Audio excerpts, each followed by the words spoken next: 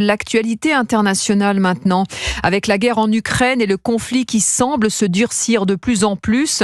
Deuxième jour de bombardements massifs sur le pays par les forces russes, avec près de 200 missiles et plus d'une centaine de drones déployés.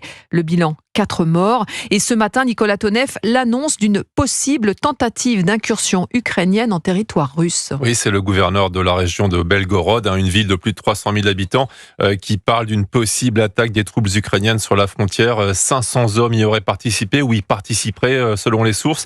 Vyacheslav Gladkov évoque une situation difficile mais sous contrôle. Alors Belgorod est situé à un peu plus de 150 km au sud de Koursk, cette région où l'armée de Kiev continue à progresser et ferait prisonnier des centaines de soldats russes.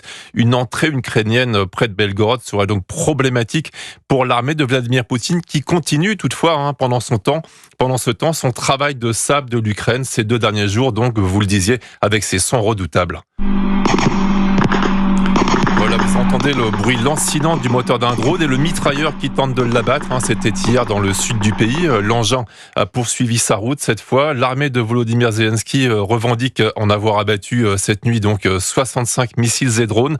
Des chiffres en baisse qui témoignent de ce paradoxe tactique, réussir à porter la guerre en Russie et peiner à défendre son territoire. Nicolas Tonev, spécialiste de la Russie à Europe.